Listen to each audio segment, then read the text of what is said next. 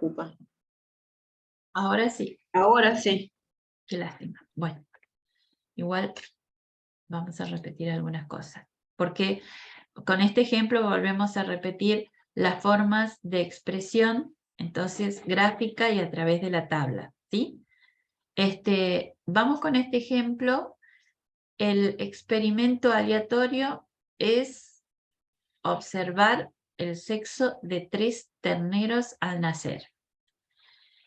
Si los codificamos, al ternerito macho lo vamos a llamar 1 y a la ternerita hembra 0. ¿Cómo formamos entonces lo que se denomina espacio muestral? Tengo la posibilidad de que cuando nazcan, recuerden que es observar el sexo de 3 terneros al nacer. Pueden nacer 3 hembras, ¿sí? Pueden nacer 2 hembras y un machito. El orden puede ser, acá son 2 hembras primero, un macho al final. Pueden nacer una hembra, luego un macho, después una hembra. O puede ser que nace primero un macho y después nacen 2 hembras. Una hembra y 2 machitos. Un macho al principio, luego nace una hembra y al final otro macho, ¿sí? 2 machos inicialmente y al final una hembra, que no es lo mismo, chicos, este suceso que estoy marcando acá que este.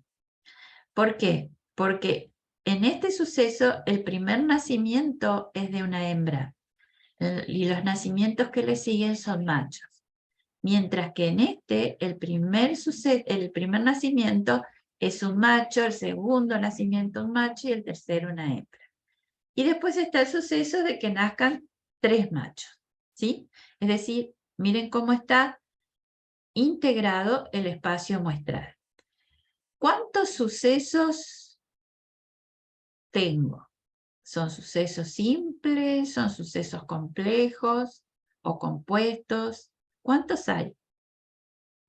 Son 8 sucesos. 2, 3, 4, 5, 6, 7, 8.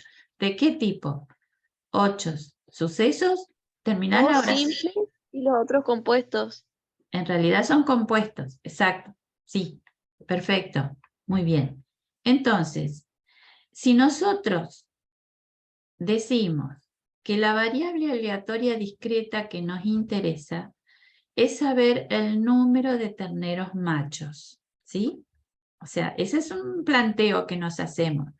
Es decir, queremos estudiar la probabilidad de tener terneros machos.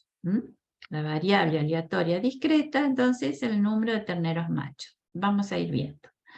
Entonces armamos una tablita.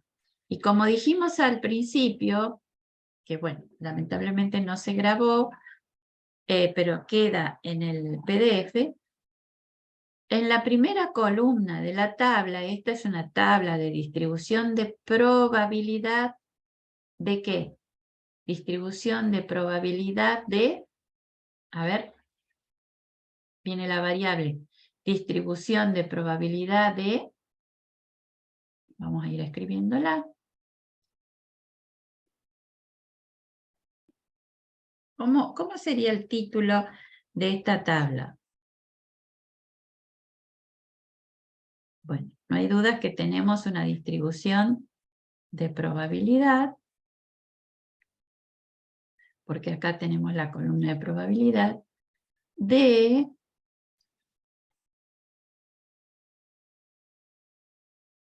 del nacimiento, ¿de qué? ¿Qué es lo que nos interesa? De terneros machos. Uy, que salió feo este último. Vamos a borrar esta palabrita. La escribimos de nuevo.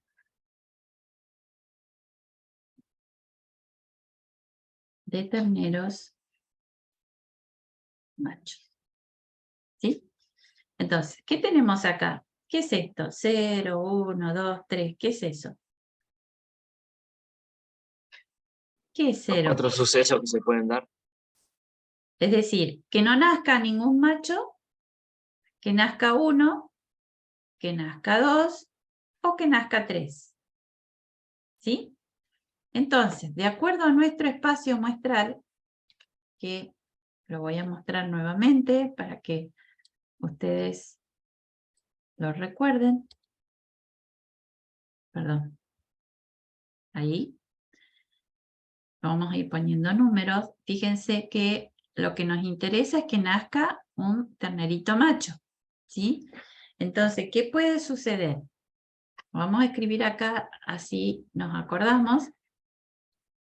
¿Qué puede suceder? Que no nazca ninguno, es decir,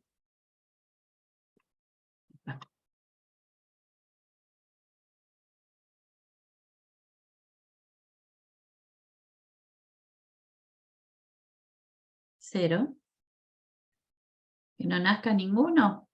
¿Cuántos hay? Es esta situación. Hay uno. 1, ¿Sí?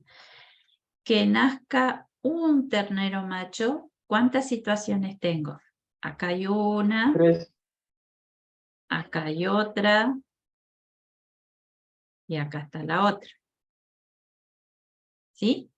Que nazcan 2 terneritos machos. Acá hay una, acá hay otra. ¿Vamos bien? Y que nazcan 3, es esta situación. Hay Es 3 probabilidades de que nazcan 2 que, o no. que nazcan, perdón. Que nazcan 2. Tiqui, La que tiqui. está entre medio de las 2 que he marcado recién. También. Acá tenés una. ¿Sí? Y acá está la otra. Sí. Bien. Muy bien. Eso me alegra porque evidentemente están atentos. ¿Sí? Muy bien. Y que nazca 3, 1, una sola. ¿Sí? Entonces, estos números que están expresados acá es los que tenemos a continuación, solo que están organizados en una tabla. Por eso decía que no nazca ningún machito, un macho, 2 y 3. Y a estos sucesos les calculamos su probabilidad. ¿Sí? Entonces, ¿por qué los dividimos por 8?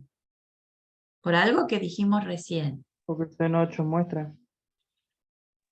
8 sucesos. 1, 2, 3, 4, 5, 6, 7, 8. ¿Sí? Bien, muy bien. La suma de estas probabilidades, lógicamente, me tiene que dar 1. Eso cuando hagan los ejercicios siempre tienen que estar, digamos, verificando para ver si está bien. Si quisiéramos graficar esto, ¿cómo lo hacemos? A ver. ¿Cómo lo haríamos? Lógicamente, empiezo colocando los ejes. Ustedes me dirán. A ver, ¿qué tengo en un eje y qué tengo en el otro? ¿Qué tengo en el eje X? ¿Qué hay acá? La variable. Sí, y entonces, ¿cuál sería? 0, 1, 2 y 3. 0, 1, 2 y 3. El número de machos al nacimiento. ¿Sí? ¿Está? Entonces vamos a tener 0, 0, 1, 2 y 3. Por supuesto, bastante desprolijo. Y en este eje, en el eje Y, 8. La probabilidad. la probabilidad de ese suceso, ¿sí? Es decir, que yo voy a sacar estas cuentitas acá, ¿sí? Y las voy a dibujar en escala sobre el eje de la Y. Esto luego lo vamos, va a quedar pegadita, por supuesto, a través de, lo estoy haciendo solamente a ojo, a través de líneas de tipo vertical. Es muy simple el gráfico de distribución de probabilidad. También existe, ¿hasta acá vamos bien?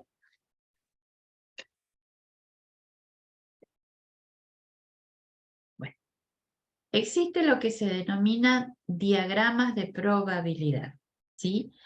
Fíjense, les voy a leer este ejemplo en una población de 1000 personas, 500 son fumadores, 200 son hipertensos, y se sabe además que de los 200 hipertensos, 150 son fumadores. Quiere decir que tienen las dos condiciones.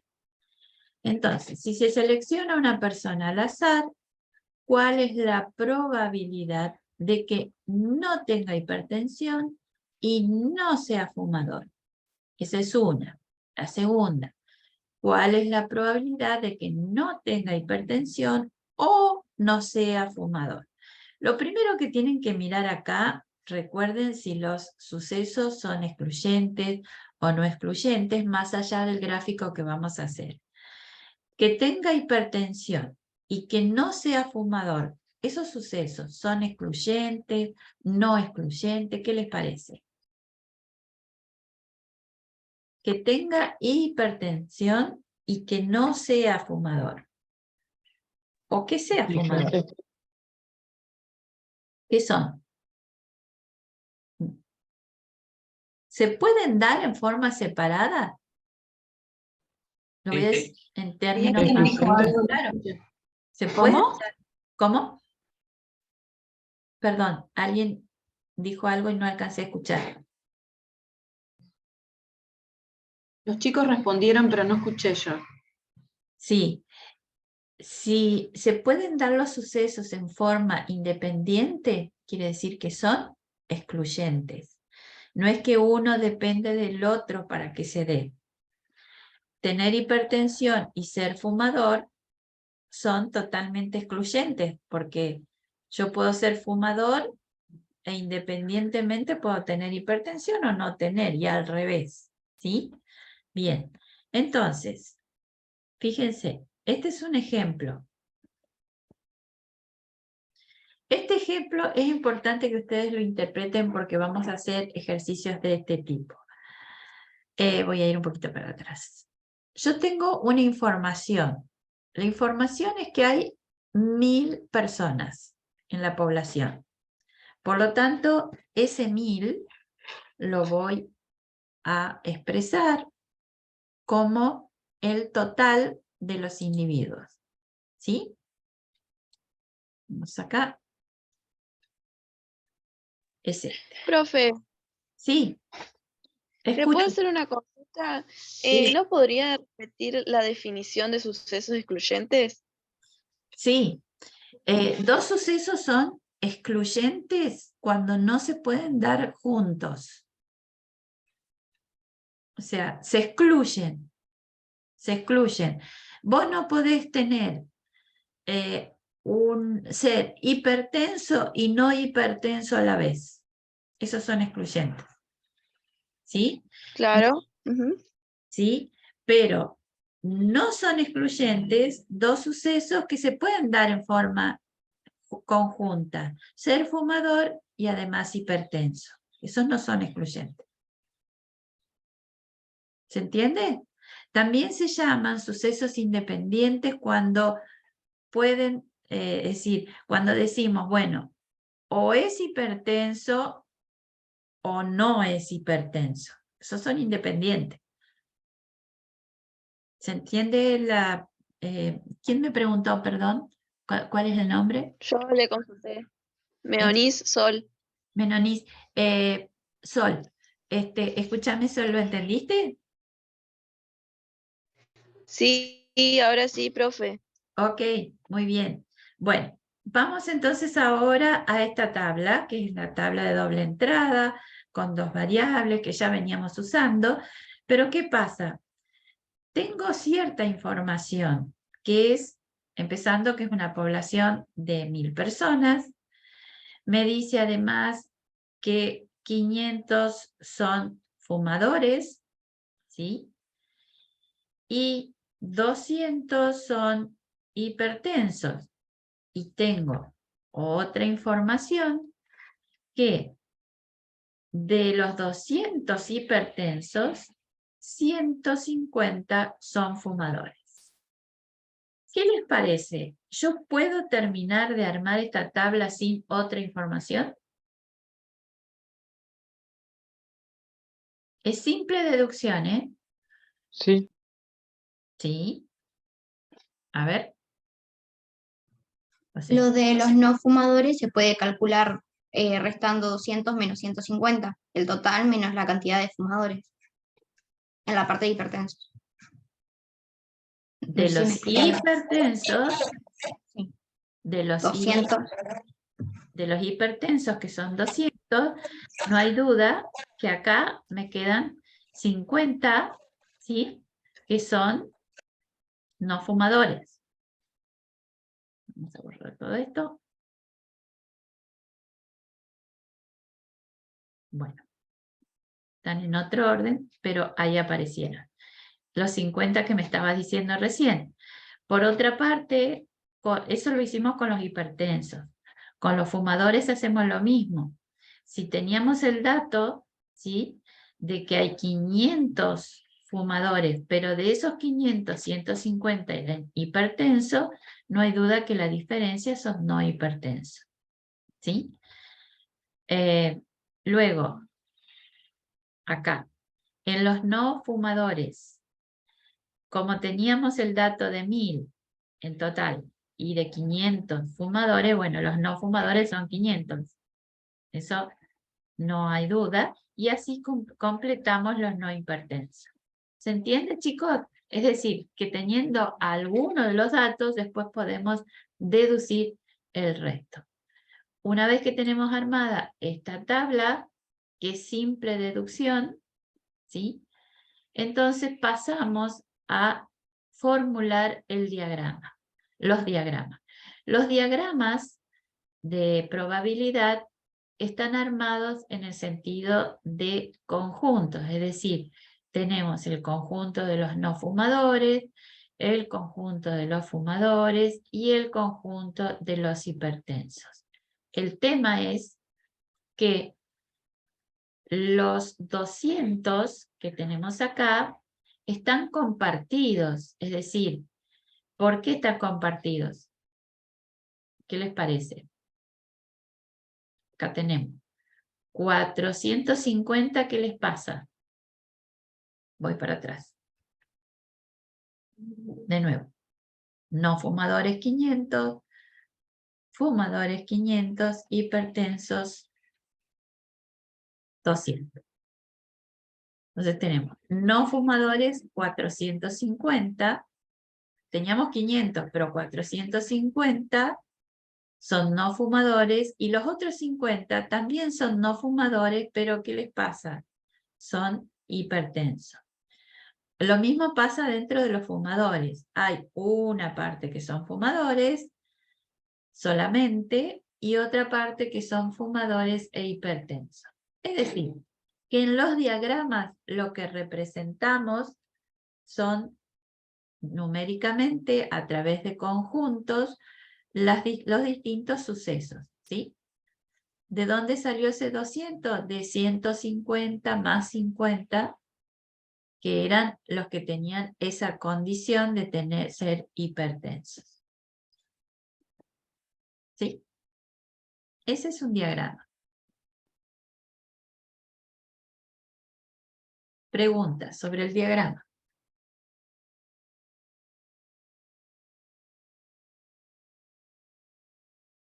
¿Puede volverlo al anterior?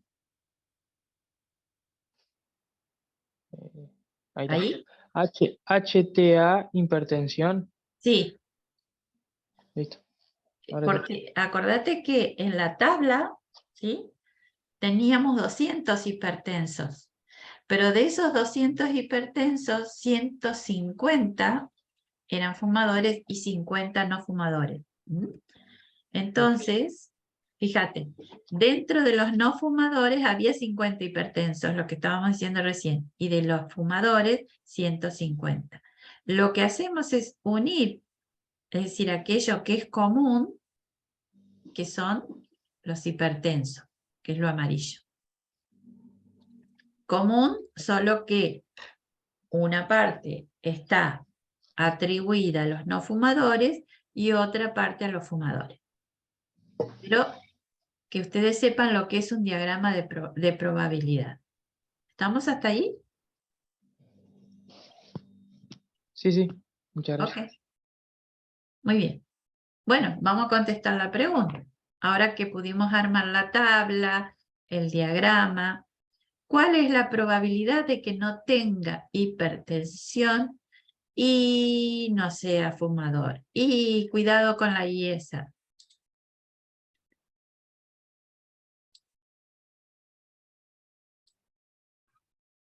¿450 sería?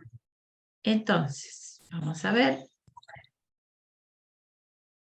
Ojo que estos son números absolutos y nosotros estamos hablando en términos de probabilidad. Claro, ¿Sí? 450 sobre 1000. Entonces, acá está preguntando, ¿cuál es la probabilidad? ¿Sí? De que no tenga hipertensión, es decir, está representado por B2, ¿sí? Y ¿Qué? Ah, no sea fumador, A2. Como nosotros tenemos la tabla, tenemos los datos, podemos directamente calcular, ¿sí?, el número de casos favorables sobre el número de casos posibles. B2 y A2, estoy acá. ¿Cómo sigo? Escucho. Que tenga las dos condiciones, que no sean hipertensos y no sea fumador. Perdón, no escucho. Se escucha mal. No sé quién me está hablando. ¿Puede escribir? Serían 450 sobre 1000, porque 450 es el lugar donde se cruzan, o sea, el punto en común. Y que si lo querés decir en términos de probabilidad, este es el número de casos favorables y este es el número de casos posibles. ¿Sí? Muy bien, hagan la cuentita y entonces... 0,45. Sí.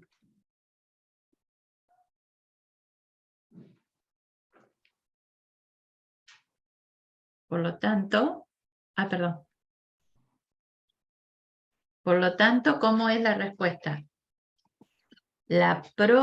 Recuerden de sacar la pregunta. La probabilidad de que no tenga hipertensión y que no sea fumador es del 45%. ¿Sí? Bien. Y si decimos, cambiamos el planteo, ¿cuál es la probabilidad de que no tenga hipertensión o no sea fumador? Ojo que cambiamos el nexo. El nexo que teníamos recién era el nexo I. Ahora pasamos al nexo O. ¿Cuál es la probabilidad de que no tenga hipertensión, que está simbolizada con B2, o no sea fumador, simbolizado con A2? En ese caso, ¿sí?, vamos a tener que mirar estos números, pero recuerden que pasa. Perdón. ¿De dónde salió ese 850? sumo los 350 más los 50 más los 450. Exacto, exacto. Porque son todos los que intervienen en ese suceso. Por lo tanto, la probabilidad de que no tenga hipertensión o no sea fumador es del 85%. Bien, este es otro ejemplo. ¿Se entendió hasta acá el uso de la I y de la O? ¿Sí? Bien lo dijo, no sé quién habló último. ¿Cuál es tu nombre? Porque no los veo. Jonathan. Jonathan, vos me dijiste sumo. Sí, sumo 350, 450 y 50. ¿Sí? Ahora, lo importante es que entienda por qué sumó esos valores. Porque son los valores que contienen a la situación B2 y A2. ¿Sí? Bien. Vamos a otra forma de expresión. Hasta ahora, entonces vimos tabla, el gráfico de barras, los diagramas, y ahora vamos a ver también otra forma de expresión de las probabilidades, que son los organigramas, que no es lo mismo que un diagrama. La probabilidad que tiene una persona de adquirir una infección como consecuencia de aplicación de una inyección, esto lo podemos llevar también a los animales, es del 10%. Entonces, ¿cuál es la probabilidad? O sea, si se aplica la inyección a las tres personas, vuelvo a leer, la probabilidad que tiene una persona de adquirir una infección como consecuencia de aplicarle una inyección es del 10%. Si se aplica la inyección a 3 personas, ¿cuál es la probabilidad que las 3 contraigan la infección? ¿Cuál es la probabilidad de que 2 personas contraigan la infección? ¿Y cuál es la probabilidad de que 2 o más personas contraigan la infección? Fíjense que las preguntas que se están haciendo son preguntas muy de mucha aplicación en el entorno y digamos, en el contexto que ustedes van a trabajar.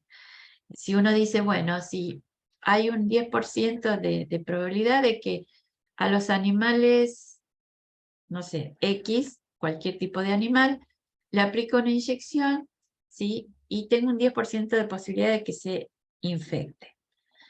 Pero resulta que yo recibo muchos de esos animales, entonces, ¿cuál es la probabilidad de que contraigan la infección? 3 de ellos, 2, todos, ninguno, ¿sí? Entonces, son preguntas muy reales a lo que ustedes tienen que aplicar.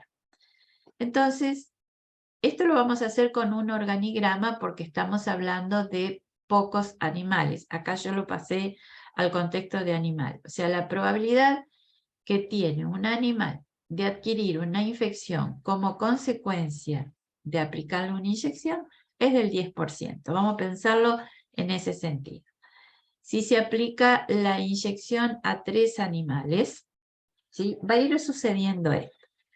Es decir, yo voy a tener con infección el 10%, a ver si me siguen, y sin infección el 90%. Y acá comienza a abrirse lo que se denomina organigrama.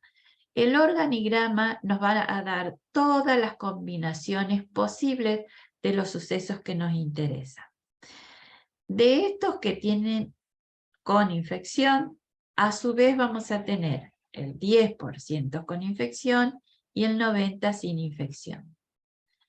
De la misma manera, aquellos que no tuvieron infección, vamos a tener un 10% con infección y un 90% sin infección. Y así sucesivamente.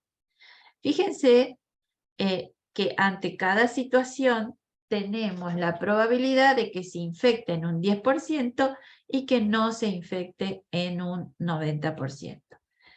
Entonces, ante esta situación, yo puedo contar, por ejemplo, aquellos que han tenido infección, ¿sí? Estos 3 que son 3 animales con infección luego de colocarle la inyección. ¿Se entiende ahí? ¿Por qué he dividido 8? por Q dividido 8. Voy para atrás. ¿Cuál es la probabilidad de que 3 contraigan la infección? 1, 2, 3. Que es 1 sobre 8 casos posibles. 1 sobre 8 casos posibles. ¿A dónde contaste los 8 casos posibles? ¿A dónde están los 8? Yo En los el veo. final, digamos, contando el final, digamos, todos los casos, desde el principio al último. Exacto. Contando al final, acá tenés 1, 2, 3, 4, 5, 6, 7, 8. ¿Sí? Bien.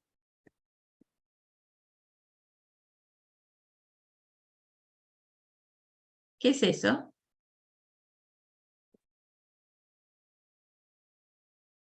Epa, ¿qué es eso? Ustedes me dirán. ¿Cuál es la probabilidad de que De que 2 contraigan infección y 1 no. estos celestes? Hay 3 celestes. ¿Cuál es la probabilidad de que no se infecten? Sin infección, sin infección, sin infección.